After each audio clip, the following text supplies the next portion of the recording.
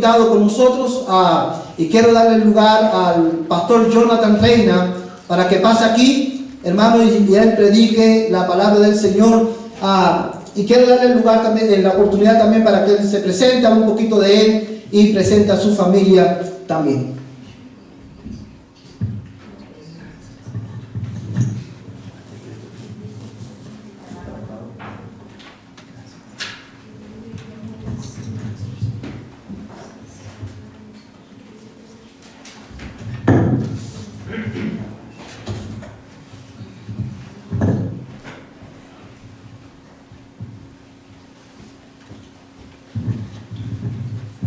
Dios me los bendiga. ¿Cómo están? Bien. No sonó muy bien. ¿Cómo están? Bien. Amén, amén. Qué gusto es estar aquí con ustedes. Como ya dijo el pastor, yo soy el pastor Jonathan, que soy el pastor de Paramount en español allá en la ciudad de Amarillo. Es un gusto poder estar con ustedes, gran gusto poder estar con ustedes. Tenemos un año en la ciudad de Amarillo, venimos de Houston. No sé si todavía se vale decir que somos nuevos. Me acuerdo que decía uno somos nuevos, pero ya pasó un año, ya como que no sé si todavía vale decir que somos nuevos, pero ha sido toda una aventura estar de este lado. Yo creo que cuando estuve en Houston nunca había escuchado la palabra Amarillo hasta que me llamaron, me di cuenta que había una ciudad que así se llama. Ha sido un placer estar ahí y ahora nos damos cuenta de la gran necesidad que hay. Llegamos a Amarillo y es muy difícil encontrar iglesias de sana doctrina. Por eso les agradezco por estar aquí, por el pastor que ustedes tienen, que cuando nos conocimos es como que hicimos clic rápido porque uno puede encontrar otros pastores de sana doctrina. Estamos a 1h20 por ahí, yo manejo muy despacito, pero me da mucho gusto que sea 1 hora y algo de minutos, pero poder convivir con otras iglesias. Así que usted no sabe lo bendecido que usted está de que en un pueblo, no sé cuál sea la población, pero pequeñito, hay una iglesia como esta. Dele gloria a Dios por la iglesia, la congregación y el pastor que usted tiene. Así que gracias una vez más por la oportunidad. Me acompaña mi esposa, tenemos 3 hijos. Si le quieren hacer así, ponerse de pie. Ellos están aquí con nosotros, otros 2 niños que están en el cuidado de los niños, pero qué bendición poder estar aquí. Sí me sentí con la necesidad de pedirles disculpas porque cuando el servicio se termine, nosotros nos gusta tal vez quedarnos y convivir un poquito más, pero vamos un poquito cortos del tiempo porque nuestra niña tiene una participación allá en la iglesia y está muy apenas justito el tiempo, pero ojalá que haya otras oportunidades para poder estar con ustedes. Yo sé que las mujeres, no recuerdo, creo que es el último sábado por ahí que se van a reunir y estamos tratando de que nuestras mujeres allá en Paramount de Amarillo puedan venir y estar con ustedes. Así que aunque es un evento para mujeres, yo me puedo meter por ahí también para convivir nuevamente con el pastor y los que puedan estar por aquí, porque sí me quedé con esas ganas de poder convivir un poquito más con ustedes. Pero una vez más, solo quería decirles lo bendecido que ustedes están por una congregación como esta en esta ciudad, así que siempre denle gloria a Dios por eso. Así que nada más quiero dar un anuncio. No sé, los pastores siempre decimos que no vamos a hablar mucho, pero espero en unos 3 minutitos poder abarcar todo acerca de este anuncio. Como yo les dije, cuando nosotros llegamos a Amarillo hace un año, no me tomó mucho tiempo para darme cuenta de la necesidad grandísima que hay de sana doctrina, de enseñanzas bíblicas. Así que dijimos, vamos a crear una conferencia y vamos a invitar a algunos pastores. Y no conocemos muchas ciudades. Cada vez que me mencionaban una ciudad, Dumas, Pampa, para mí todo iba siendo nuevo. Y empezamos a conocer personas y pastores y estamos reuniendo gente para esta conferencia que va a ser junio 3 y junio 4. Es un viernes y un sábado. ¿Qué fecha dije? ¿Junio qué? Junio 3 y junio 4. Un viernes y un sábado. Estamos como un mes y algo para que llegue esta fecha. Y vamos a tener 5 pastores invitados, no sé si me recuerdo de memoria de todos. Uno se llama Pastor Rudy González, otro se llama José Lo Mercado, no sé si algunos de ustedes los conocen todos, de excelente doctrina. Otro es el Pastor Bruno Molina, su esposa Clara Molina, y un pastor que se llama Misael González. Ellos 5 van a estar con nosotros. Tenemos gente invitada de Dumas, de Pampa, van a venir desde Houston también, algunos van a participar en la alabanza. También gente de Lubbock y esperamos que también gente de aquí en este lugar. Yo sé que es un poquito lejos, como les digo, veníamos en el camino, era mi primera vez aquí en Dalhart. veníamos en el camino, yo no soy así mucho de pisarle, voy un poquito lento y luego me vengo entreteniendo con todos los animalitos que vamos viendo. A mí me encanta eso, los animales. Mi esposa, mira, y bien emocionado, y mira, era un coyote, algo que cruzó por ahí, pero para mí era algo, me encanta eso. Pero aunque está un poquito lejos, le quiero invitar a que haga los planes, ya sea los 2 días o si puede un solo día por lo menos. Eso va a ser un viernes comenzando alrededor de las 5 de la tarde, tenemos un refrigerio y luego empezamos con las conferencias. Eso van a ser 2 días, pero a lo que vamos. O sea, se acaba una predicación, 5 minutos y la que sigue. Estamos llenos de predicaciones, va a haber talleres también que usted puede escoger. El nombre de la conferencia es Conferencia Soli Deo Gloria, y el tema de este año es simplemente las Santas Escrituras, porque vamos a comenzar a lo que vamos, las Santas Escrituras, temas que a lo mejor todos conocemos: la inspiración, la inerrancia, la autosuficiencia, el canon. Va a haber talleres como el canon, cómo nos llegó la Biblia, lo que tenemos el día de hoy, la formación de la Biblia, va a haber apologética, evangelismo, así que usted puede también escoger. Tal vez cuando se vayan acercando los días podemos darle más información, y esperamos que algunos de ustedes por favor hagan el plan de ir. Sí tendría que decirles que la conferencia tiene un costo de $45 y se puede registrar en la página paramount.org en la sección de eventos. Yo platiqué con el pastor, como yo sé que es una distancia muy larga, a mí la verdad no me preocuparía eso. Si usted quiere ir y no tiene la manera económica para ir, usted nada más vaya, porque yo sé que es mucha la distancia. También la gente que viene de Houston, sé que son 9 horas. Les dije, si no pueden registrarse, no se preocupen con que nos digan cuántos vienen para saber, porque queremos darles algunos regalitos a los visitantes. Así que si usted quiere ir, no ponga lo económico como una barrera. Usted vaya, acompáñenos, y queremos que usted sea bendecido por todas esas enseñanzas que vamos a estar teniendo junio 3 y junio 4. Así que una vez más, pastor, si más adelante se van animando y quieren más información, podemos darle más información, pero está ya la invitación abierta para todos ustedes, junio 3 y junio 4, a nuestra conferencia Soli Deo Gloria, ¿ok? Bueno, ahora sí, vamos a comenzar con la predicación de esta mañana. He titulado el mensaje Nueva Vida en Cristo.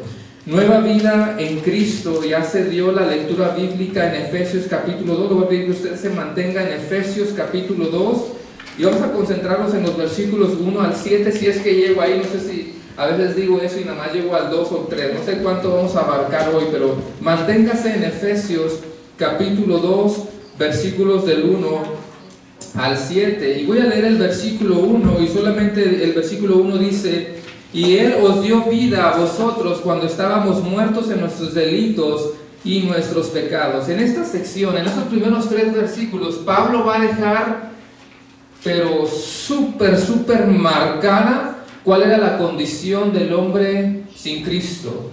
Yo no sé en esta mañana si yo le estoy hablando a personas que están en Cristo. Si usted está en Cristo, bueno, pues este mensaje te va a recordar lo que tú eras antes de Cristo. Pero si en esta mañana hay alguien que simplemente nunca ha entregado su vida a Cristo, que él está totalmente sin Cristo, pues entonces esta es tu condición. Y en estos primeros 3 versículos parece como si Pablo nos estuviera dando duro.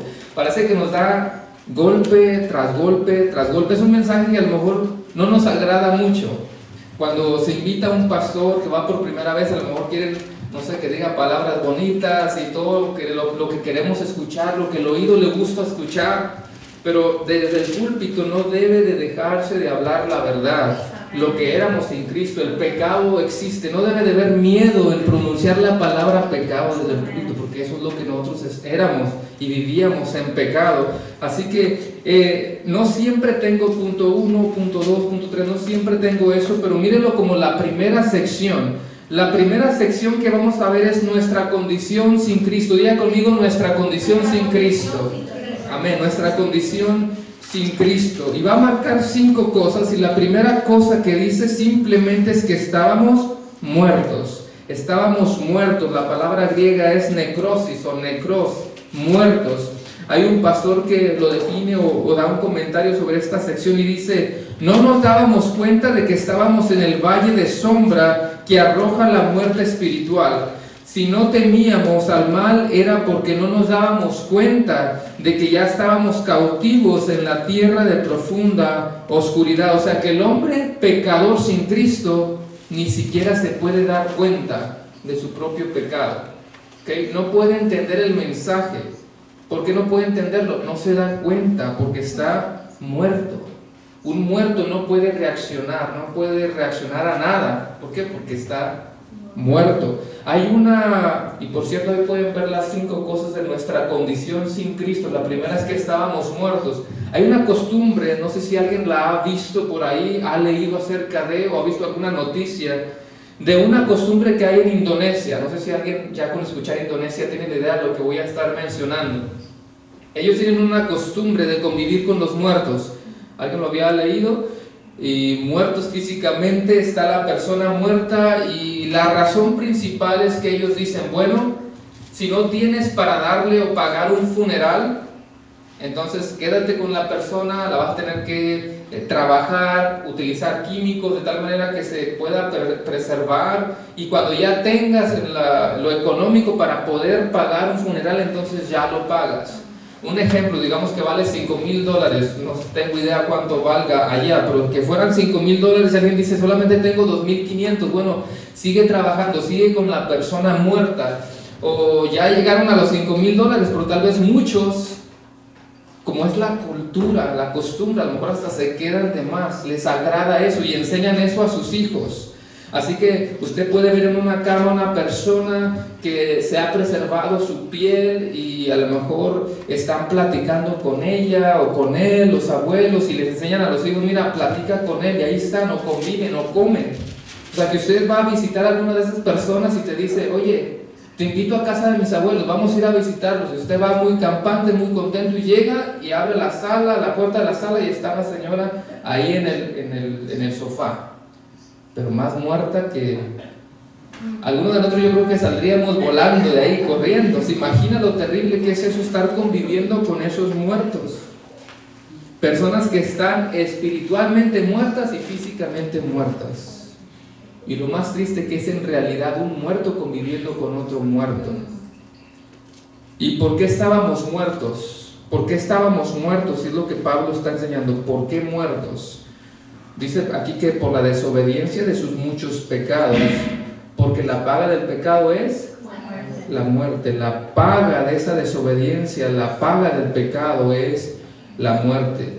Yo creo que se ha hablado mucho acerca del pecado, la desobediencia de Adán y Eva, y cómo nosotros realmente estamos viviendo en un mundo caído, estamos viviendo las consecuencias de ese pecado, de esa desobediencia hasta el día de hoy. Es el mundo caído, son las consecuencias del pecado, y por lo tanto estamos totalmente muertos. Romanos 6:23 dice que la paga del pecado es la muerte, mas la dádiva de Dios es vida eterna en Cristo Jesús, Señor nuestro.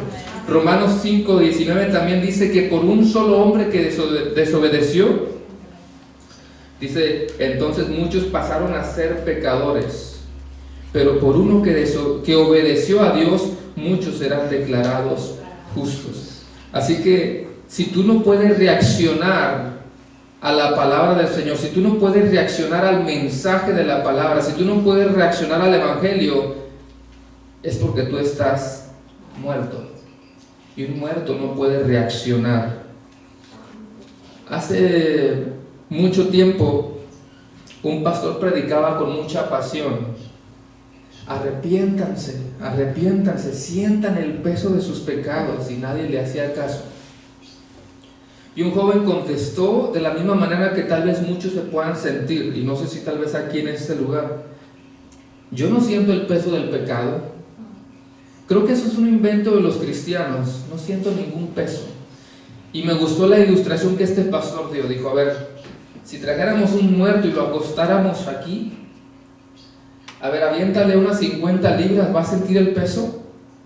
Yo creo que no va a sentir nada. Es que nada más eran 50 libras, échale 150.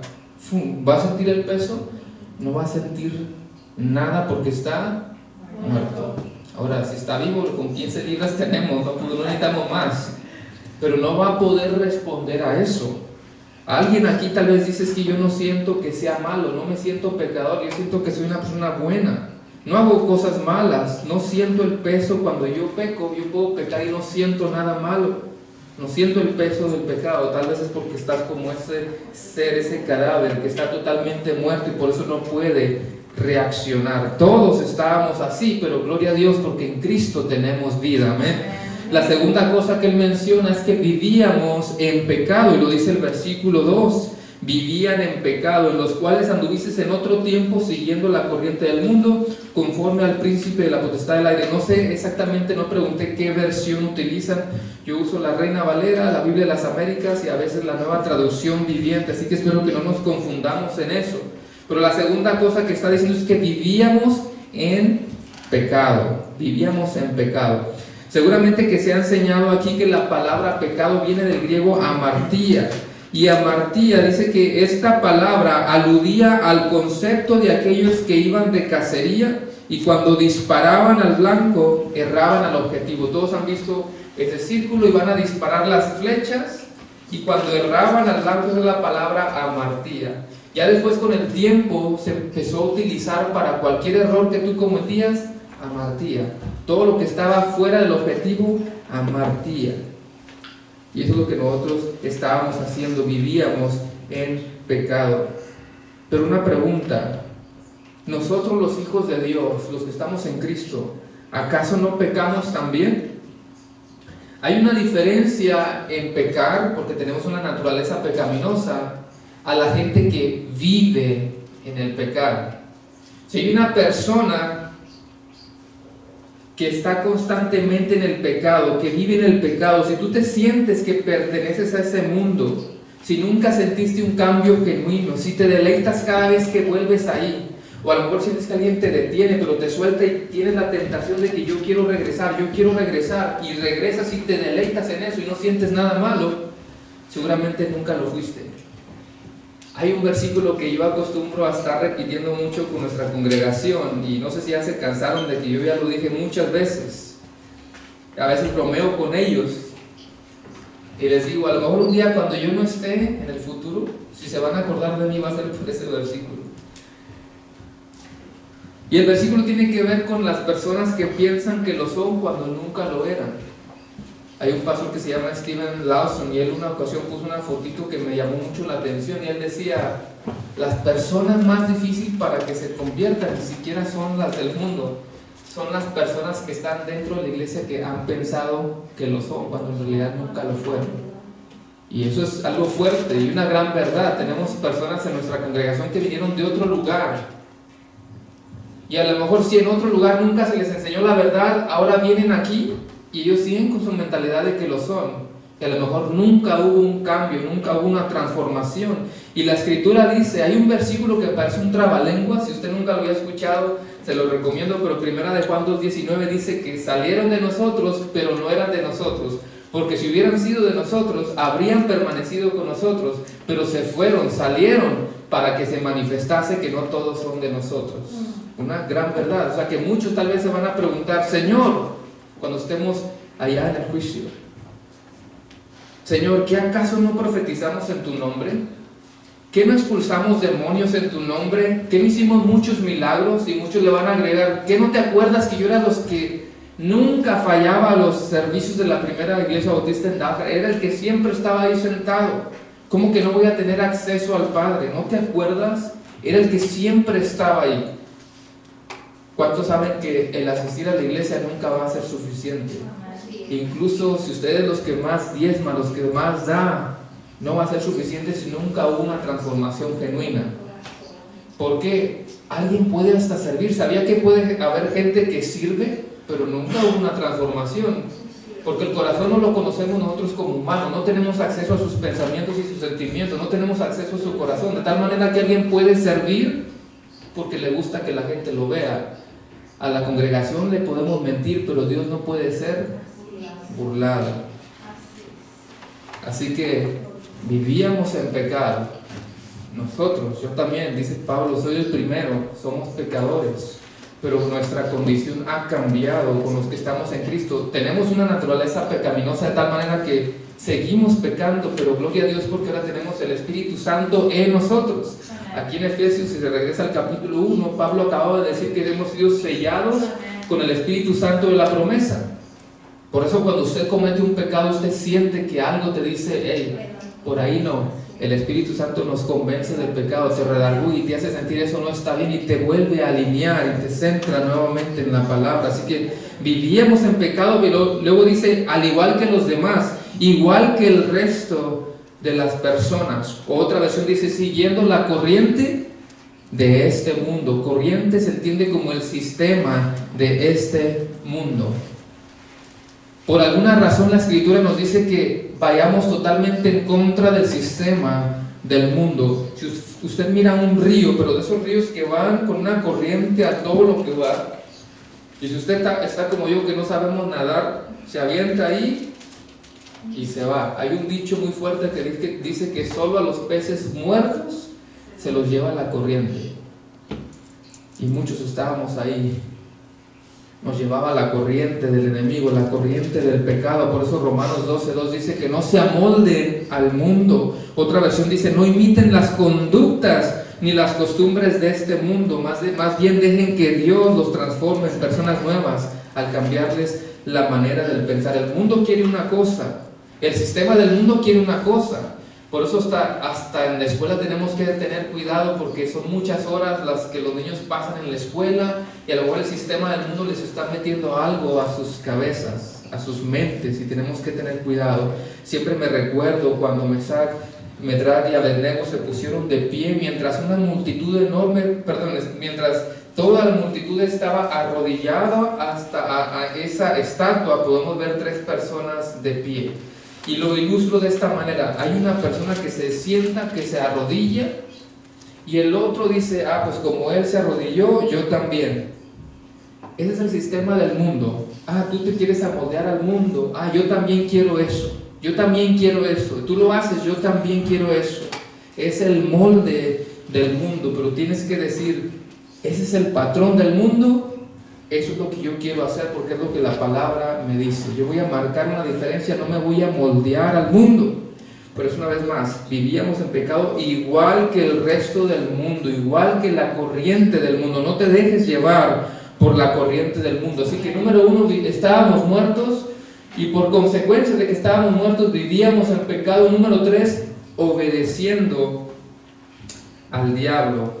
No sé cómo sea la versión que dice, otro dice conforme al príncipe de la potestad del aire.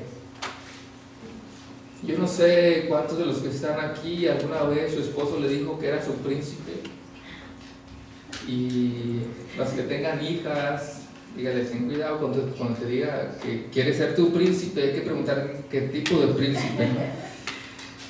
Porque dice príncipe de la potestad del aire.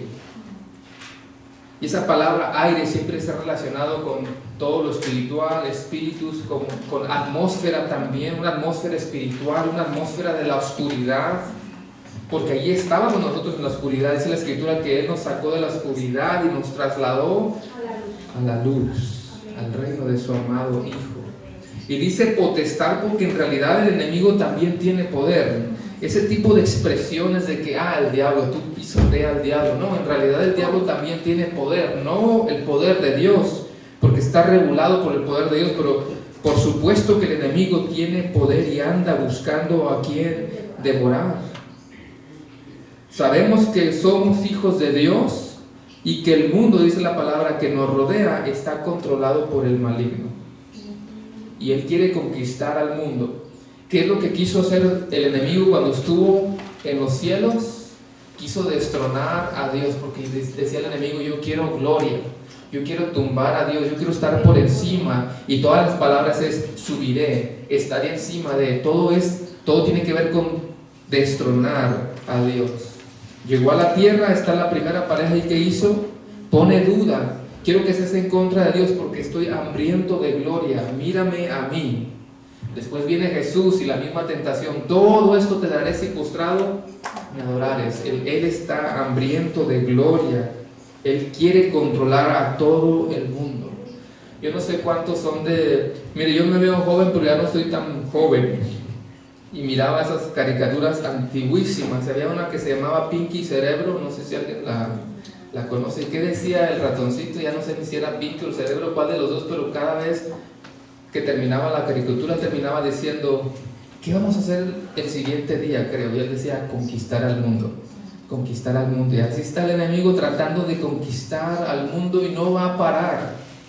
No va a parar. Literalmente la escritura está diciendo: Satanás quiere conquistar al mundo. El mundo que nos rodea está siendo controlado por el enemigo.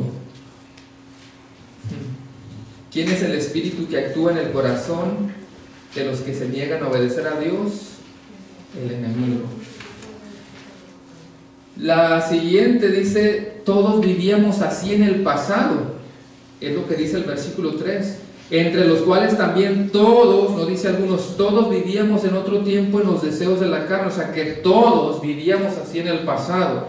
No es que solamente algunos, porque cuando usted lee Romanos 3:23, dice que por cuanto algunos pecaron, por cuanto todos pecaron. Romanos 3:23 debe de ser uno de esos versículos que usted debe de tener de memoria en su mente, de memoria en su corazón, en su mente. Por cuanto todos pecaron y están destituidos de la gloria de Dios, separados de la gloria de Dios. Me encanta la versión Nueva Traducción Viviente como lo tradujo, y dice: pues todos hemos pecado, nadie puede alcanzar la meta gloriosa establecida por Dios. Repito, nadie puede alcanzar la meta gloriosa establecida por Dios.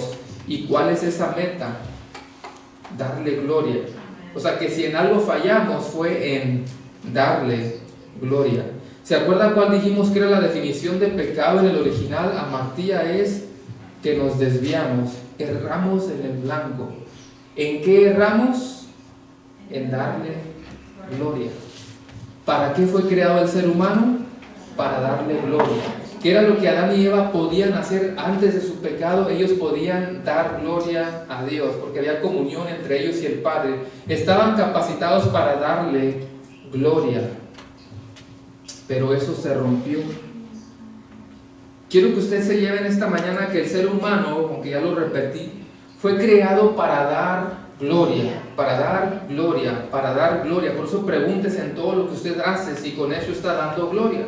Repito una vez más, Adán y Eva en el principio de la creación fueron creados para darle gloria. Se rompió eso. Después viene Cristo y nos ha redimido para darnos capacidad de darle gloria. Y un día cuando estemos delante de su presencia, ¿qué vamos a terminar haciendo? Darle gloria. Todo se trata de eso. Por eso Apocalipsis habla acerca de la adoración celestial, y nada más una breve referencia. Dice: y adorarán al que vive por los siglos de los siglos. Le adorarán, le alabarán, le darán gloria, y dicen: Señor, digno eres de recibir la gloria y la honra y el poder, porque tú creaste todas las cosas y por tu voluntad existen y fueron creadas. Otra porción dice: y todo lo que fue creado en el cielo y en la tierra, debajo de la tierra y en el mar, cantan al que está centrado en el trono y al Cordero sea la alabanza, la honra, la gloria y el poder por los siglos de los siglos. Amén. El hombre fue creado para darle gloria y va a terminar dándole gloria. Pero cuando dice que todos pecaron, todos, ¿en qué fallamos? Justamente en eso, le fallamos en darle gloria. En el original, en el griego, cuando usted lee Romanos 3:23, dice: todos pecamos y quedamos cortos de gloria. Quedamos cortos de gloria por ese pecado original de Adán y Eva. En eso nos desviamos del objetivo y entonces quedamos cortos de gloria. Lo voy a resumir de esta manera: fuimos creados para darle gloria, terminaremos dándole gloria, pero por la desobediencia de un solo hombre erramos al blanco, nos desviamos. Y es que Dios es tan perfecto y tan santo que ya no éramos ni siquiera capaces ni dignos de darle gloria. Como dice Romanos 3:23, quedamos cortos de gloria. Pero un día, cuando nuestro cuerpo sea transformado, glorificado, y regresemos al estado original con un cuerpo glorificado y sin pecado, entonces sabremos lo que es adorar a Dios en plenitud, y ya no estaremos cortos de gloria, sino que podremos glorificarle por una eternidad. Ahora le adoramos, aunque seguimos con una naturaleza pecaminosa. ¿Se puede imaginar lo que será adorarle en un estado de perfección, con un cuerpo glorificado? Olvidarnos de todo, no hay pecado en el cielo, no hay maldad, y todos concentrados en adorar en un estado de perfección al único que siempre lo ha merecido. Él es nuestro Señor, Rey de Reyes y Señor de Señores. Ahora, estábamos muertos, número 2, vivíamos en pecado, número 3 dice, obedeciendo al diablo, y después dice, seguíamos las pasiones del mundo, seguíamos las pasiones del mundo. Creo que otra versión dice los deseos de nuestras pasiones, los deseos de la carne. Nos inclinábamos hacia esa naturaleza pecaminosa. ¿Cuáles son los apetitos de la carne? Yo no sé cuál sea tu testimonio. Hay personas que crecieron en un hogar cristiano y aunque eso no te salva, pero gracias a Dios por tus padres que te encaminaron. A otros les tocó ya de grandes adultos y tuvieron un encuentro con el Señor. Pero ¿cuáles son los apetitos de la carne? Tal vez muchos se recuerdan porque de eso Dios los sacó. Y déjenme nada más decir que usted sabe cuáles son los lugares a los que no debe ir. Usted sabe cuál es el lenguaje que no debe de usar. Usted sabe cuáles son las cosas que no debe de mirar, las actitudes que no debe de tomar. Incluso usted sabe cuál es la vida que debe de reflejar en las redes sociales. Cuando predicaba este mensaje yo estaba pensando, tal vez hace unos 15 años atrás, un pastor no tendría la necesidad de estar hablando de eso porque a lo mejor no existía mucho.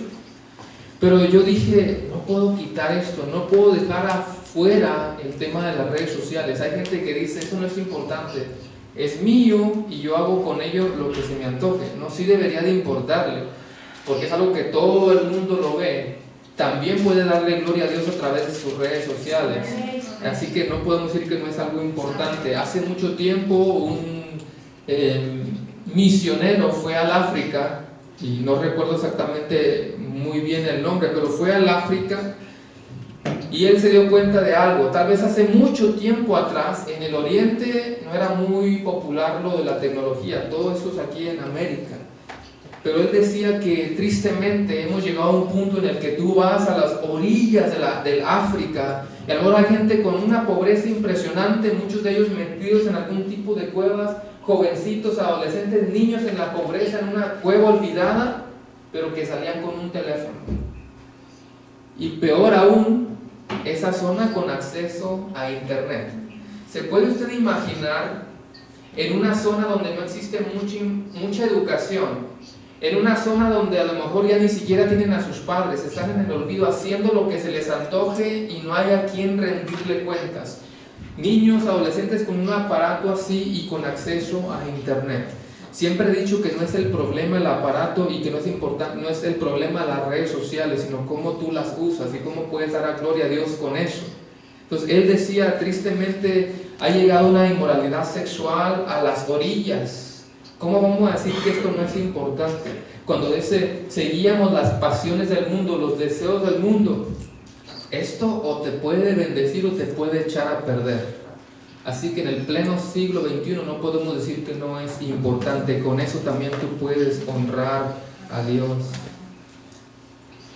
Yo no sé si hoy habrá alguien que es tal vez más nuevo, que tal vez se pregunta, ¿qué puedo hacer entonces? Yo reconozco que yo lucho contra eso, es parte de mi lucha. ¿Qué puedo yo hacer? Tal vez se pudieran dar muchas respuestas, pero entre más cercana es tu relación con Dios, créame que menos deseo vas a tener de eso. Entre más te llenes del Espíritu Santo, menos gozo o alegría vas a hallar en eso. Por eso el mismo Pablo, aquí en la misma carta de Efesios, un poquito más adelante en el capítulo 5, nos va a hablar de la llenura del Espíritu Santo. Un tema también que se ha distorsionado mucho. La llenura del Espíritu Santo no tiene nada que ver con emociones, no tiene nada que ver con ruidos extraños, con acciones extrañas. Realmente la llenura de Dios, la llenura del Espíritu Santo tiene que ver con gente que se llena de su palabra. Todo está en la palabra. Y él utiliza una figura que en mi opinión, es una obra de arte. Cuando él dice, no se embriaguen con vino, antes bien sed llenos del Espíritu Santo. ¿Sabe qué es lo que él está tratando de decir? Digamos que ese es un control que tú le vas a dar al alcohol. Y alguien dice, él acaba de mencionar, no se emborrachen con vino, con el alcohol. Está diciendo, tú sabes qué es lo que va a pasar si tú dices, bueno, hoy me voy a poner hasta atrás, dice el dicho, y voy a tomar alcohol, y es como que tú le estás diciendo, mira, alcohol, aquí está el control de mi vida, te entrego el control, estoy a punto de ponerme a manejar de noche, pero me voy a empezar a consumir alcohol, y tú le hablas al alcohol, mira, aquí está el control, haz conmigo lo que quieras, y usted sabe lo que va a pasar. ¿Por qué utilizó eso Pablo? ¿Qué obra de arte? Está diciendo, si vas a dejar que alguien te controle, deja que el Espíritu Santo te controle. Porque el Espíritu Santo siempre, siempre, siempre te va a guiar a la verdad y no el mal. Así que tenías dudas, ¿cómo puedo hacer para luchar contra eso, con las pasiones del mundo? Llénate de Dios. Busca a Cristo, busca la imagen de Cristo, porque hemos sido creados a imagen y semejanza de Dios. Busca el carácter de Cristo. Necesitas querer parecerte a Cristo y llenarte del Señor, buscar la llenura del Espíritu Santo. Y por último dice, éramos objeto de la ira de Dios. ¿A poco Dios se puede enojar? Dice, éramos objeto del enojo de Dios. Dios aborrece el pecado. Y entre más entendamos lo perfecto y lo santo que Él es, dirás, tienes toda la razón en molestarte con el pecador. Claro que sí, porque eres muy perfecto y santo. Y esta frase de éramos objeto de la ira de Dios era una frase muy conocida entre el pueblo judío. Y ellos decían, ¿quién realmente merecía el castigo de Dios? Acuérdense que Pablo le habla a judíos y a gentiles, aunque a veces se enfoca un poquito más en los gentiles, pero Pablo le está hablando a todos. Si nosotros preguntáramos quién era objeto, quién merecía la ira de Dios, ¿este grupo o todos? Cuando hablamos de la ira de Dios, ¿quiénes eran pecadores? Todos merecíamos la ira de Dios. ¿No le parece objeto suficiente para darle gloria a Dios por una gracia inmerecida? Todos merecíamos esto. Dice la Escritura en Juan 3:36, los que creen en el Hijo de Dios tienen vida eterna. ¿Alguien cree en el Hijo de Dios? Amén. Tenemos vida eterna en Cristo Jesús. Dice, los que no obedecen al Hijo, o sea, a Cristo, nunca tendrán vida eterna. Dice, sino que permanecen bajo la ira del juicio de Dios. Así que en todos estos versículos estamos viendo que Pablo parece que nos está hablando duro. No suena muy bonito, ¿verdad? Espero que ya, no sé si ya no me van a volver a invitar. Estábamos muertos, miren, me invitaron para decirles que estábamos muertos, vivíamos en pecado, obedeciendo al diablo, seguíamos las pasiones del mundo, éramos objeto de la ira de Dios.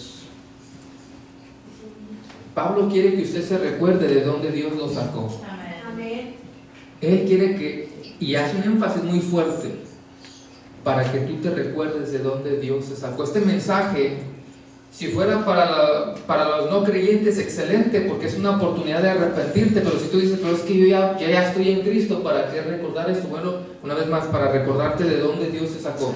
No sé de dónde son la mayoría, pero por ahí se ha hablado tanto de las razones por las cuales nosotros venimos de otro país buscando el sueño americano, una mejor vida económica, y vienes de otro país, y espero que nunca olvides de tus raíces. No, que tienen algunos meses, dicen, me no speak Spanish, dicen, ya no se acuerdan de dónde vienen. Pablo dice, nunca te olvides de dónde Dios está. Tal vez por eso Pablo fue tan duro, para ver la realidad de la condición del hombre sin Cristo.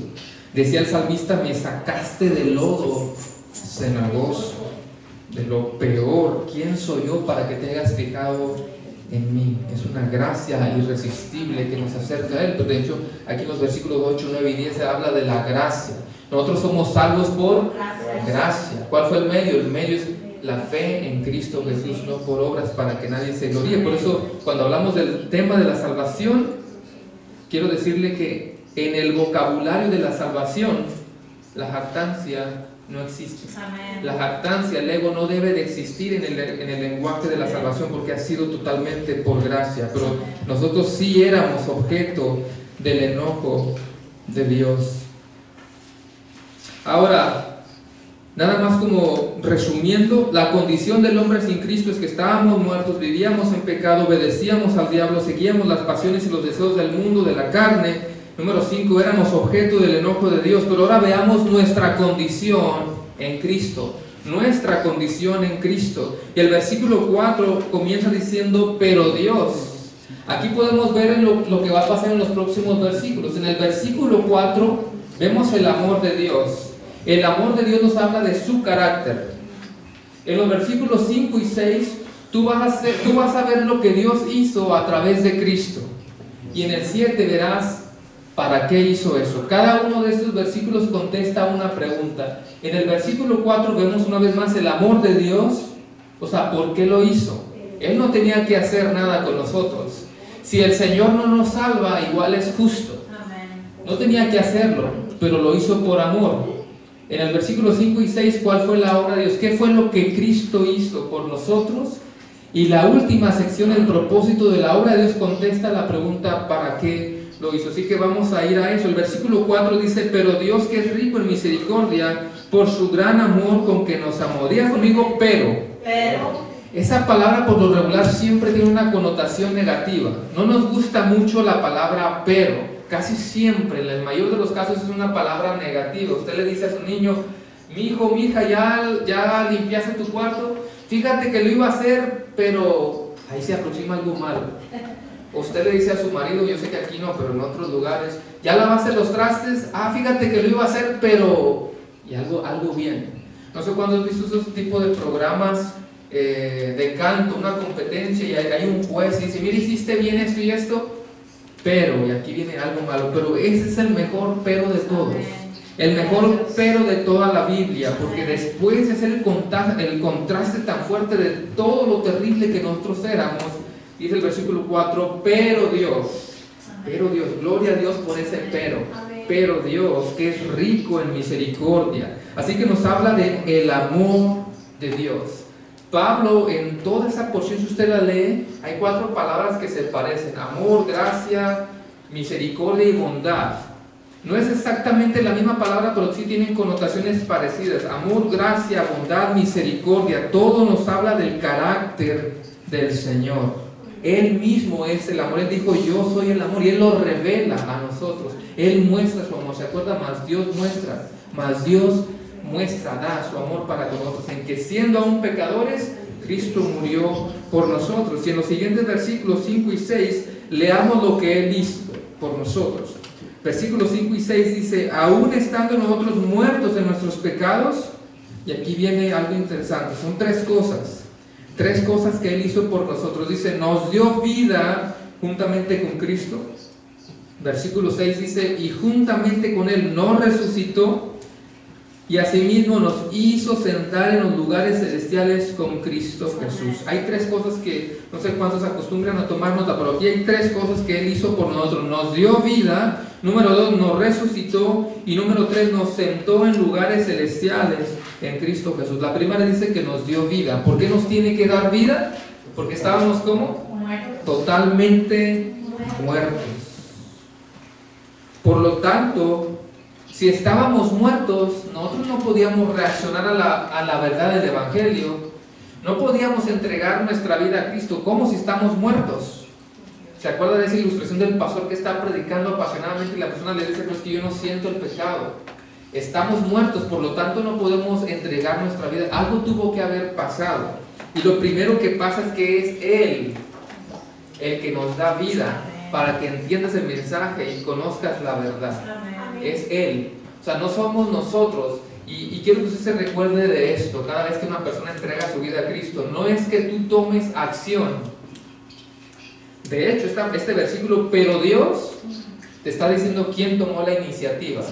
Una vez más, no es que tú tomes acción, tú solamente tienes una reacción a la obra que Dios ya hizo a través del Espíritu Santo. La Biblia dice en Romanos que es el Espíritu Santo el que te convence de pecado. ¿Qué es lo que trato de decir? Que cuando una persona se convierte a Cristo, Dios dice, yo quiero entregar mi vida a Él, es porque ya alguien hizo una obra. Tú no pudieras hacerlo porque estás totalmente muerto. Y esto también te enseña que la salvación es totalmente una obra de Dios, porque no pudiéramos hacer absolutamente nada. Yo sé que usted se recuerda cuando Jesús gritó, Lázaro, ven fuera. ¿Cómo lo va a escuchar Lázaro si él estaba muerto? No es como que no sé, algo extraño sucedió que pudo escuchar y entonces no. Primero tuvo que cobrar vida. Es lo que pasa con nosotros. No es que tú reacciones al Evangelio. Lo que pasa es que Él te da vida. Y una vez que estás en Cristo, entiendes el Evangelio de Jesucristo. Él nos da vida porque dice que nos une a Cristo Jesús. Esa palabra de en Cristo se está repitiendo constantemente. Constantemente dice en Cristo, en Él, en el amado, juntamente con Cristo, juntamente con Él. Pablo utiliza demasiadas veces esa palabra en sus escritos, en sus cartas, porque todo es en Cristo. Si estamos en Cristo, estamos, decía un amigo pastor, fritos como el pollo de Kentucky, totalmente muertos, y sin Cristo no tengo nada. Hay un himno, no recuerdo muy bien, sin Cristo no tengo nada. ¿Se acuerda alguien? ¿Lo conoce? Sin Cristo no hay salvación. Sin Cristo voy por la vida en un barco sin timón. Por eso es demasiado énfasis. Todo es en Cristo, en Cristo. Y luego el versículo 6, si usted sigue leyendo, dice, juntamente Él nos resucitó. Otra versión dice que nos levantó de los muertos y nos sentó en lugares celestiales. ¿Por qué habla en tiempo pasado si ni siquiera ha pasado? Nosotros literalmente no hemos sido levantados, nosotros literalmente no hemos resucitado, pero como dice el pastor Sinclair Ferguson, nosotros sabemos que el poder de la resurrección ya opera en nosotros, aunque no hemos literalmente resucitado. ¿Por qué Pablo habla como si ya hubiera pasado? Él dice, nos levantó, nos sentó. Es que hay una seguridad extrema cuando hablamos de la herencia que nosotros tenemos. La esperanza suya, la esperanza del cristiano no es a ver si pasa. Usted sabe que la esperanza del cristiano va a pasar porque va a pasar. Por eso él habla en este tipo de lenguaje. Nosotros fuimos levantados con Cristo y seremos sentados en los lugares celestiales. Estaremos delante de su presencia. Porque justo en el capítulo anterior se refirió a Cristo y le dijo, Cristo fue levantado de entre los muertos, Él tiene dominio sobre todo poder, Él está por encima de todas las cosas. Y mire qué privilegio que nos ha puesto en el mismo lugar. No es que nosotros seamos como Dios, Dios nos libre de pensar eso. Nosotros no tenemos una posición superior al Padre, nosotros no tenemos una posición superior al Hijo, no tenemos una posición superior al Espíritu Santo. Pero qué grande es su gracia que nos da el privilegio de estar a su lado en la morada de Dios.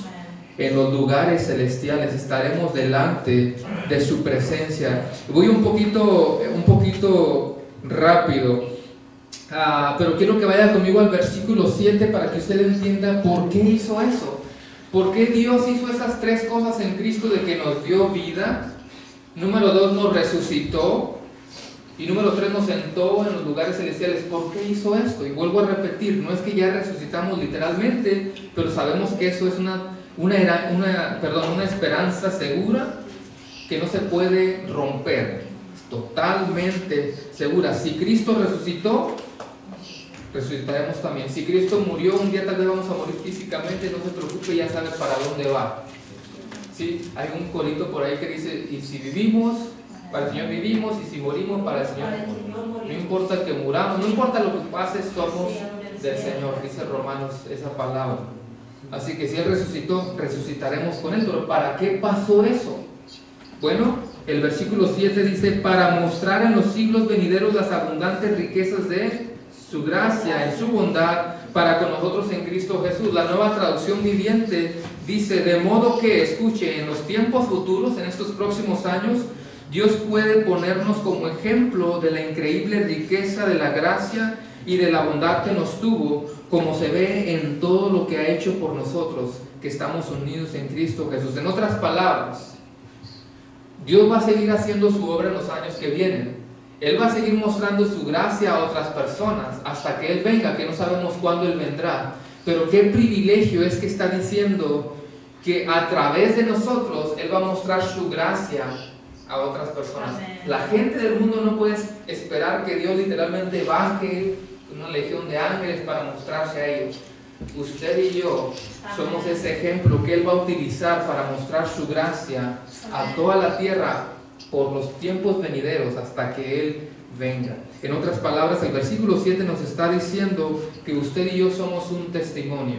Y tal vez esto es bueno que tú te lleves en esta mañana y puedas pensar y reflexionar en eso en esta semana. Y acuérdese de Efesios 2:7. Oh, la palabra me está diciendo que Él a través de mí va a mostrar su gracia a otras personas. ¿Por qué esta semana que viene no te llevas eso y muestra la gracia de Dios a una persona por lo menos? Pero muestra la gracia de Dios a una persona. John Stott, un pastor y escritor, lo describe de esta manera, en resumen: al levantar y exaltar a Cristo, Él demostró cuán incomparable es la grandeza de su poder, pero al levantarnos a nosotros y exaltarnos a nosotros, demostró también la incomparable riqueza de su gracia y continuará haciéndolo hasta la eternidad, porque todo es por gracia. No se sienta, oh, se levanta el cuello, Dios me va a poner como ejemplo. Dice Pablo que él era basura, igual que nosotros. Acuérdese de las 5 cosas que éramos. No se olvide de dónde Dios nos sacó, pero voy a repetir esto. Al levantar y exaltar a Cristo, Dios demostró cuán incomparable es la grandeza de su poder.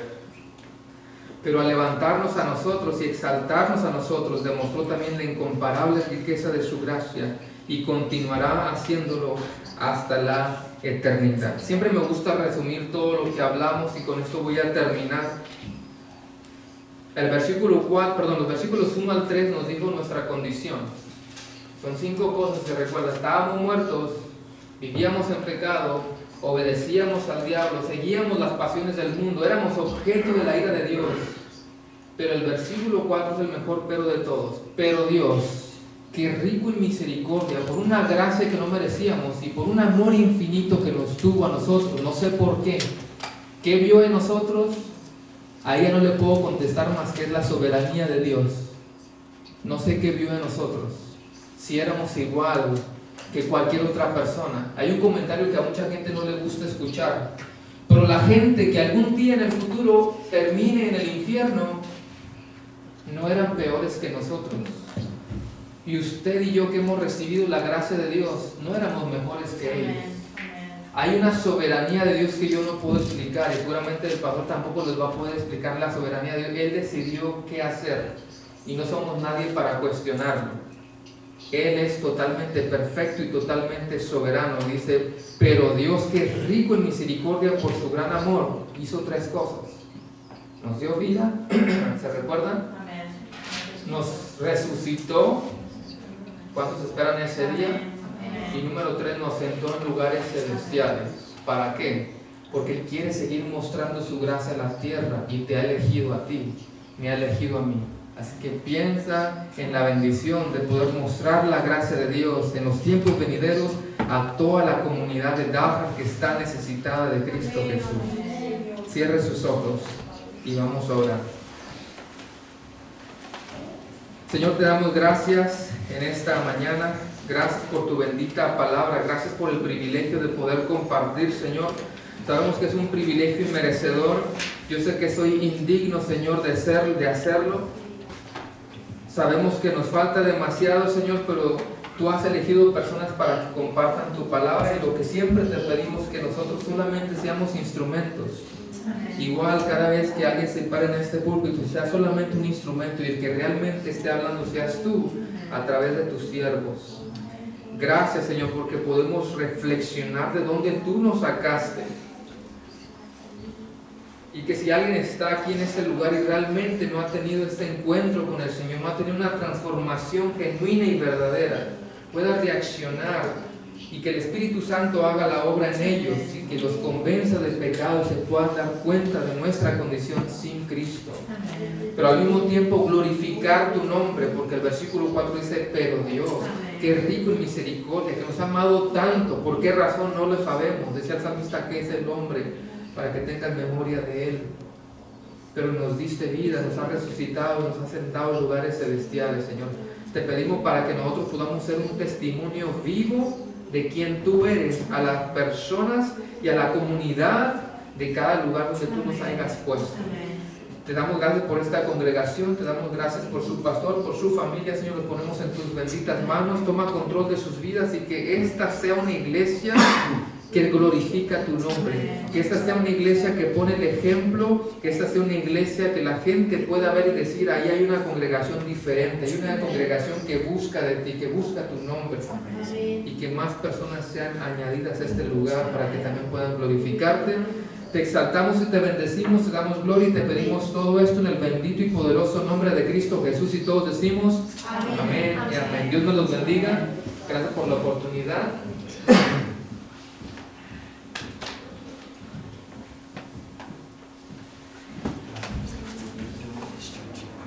Hermano, damos gracias a Dios por la exposición de su palabra.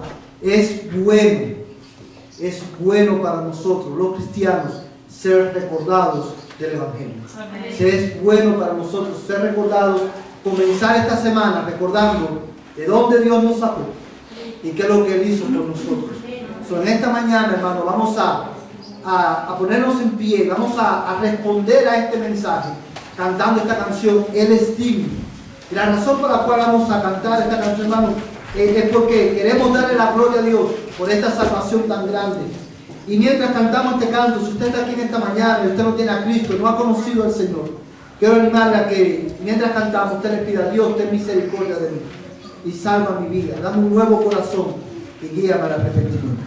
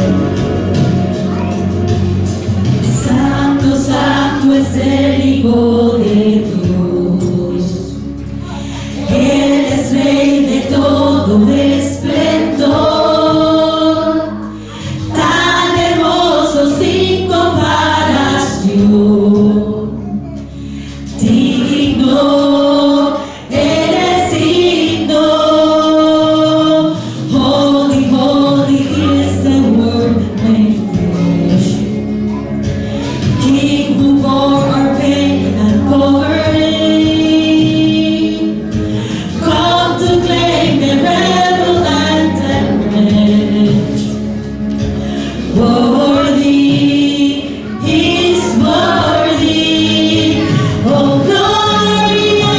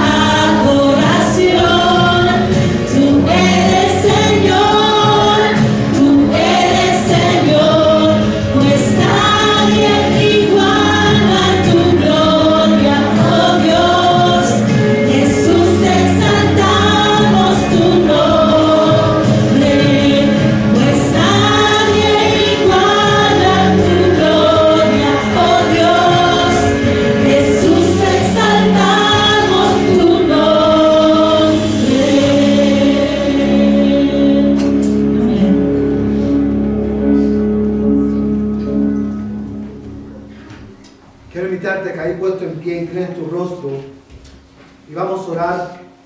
Y vamos a pedirle al Señor que Él aplique su palabra a nuestros corazones en esta mañana. Amados hermanos, en esta semana ve y proclama a Cristo. Hay gente que necesita conocer o necesita oír de la obra que Dios ha hecho en Cristo Jesús. Y antes de orar solamente quiero decirte algo. Ahí con tus ojos cerrados y tus ojos inclinados, quiero que escudriñes tu vida, piensa, evalúa tu vida. Y si tú estás sin Cristo en esta mañana, aún quizás cuando tú llevas tiempo en la iglesia, pero tu vida no ha sido transformada, o sea que es la primera vez que vienes, si tú estás aquí hoy sin Cristo, en nombre de Cristo, yo te ruego hoy, arrepiéntete de tu pecado y cree en Jesucristo. Amén.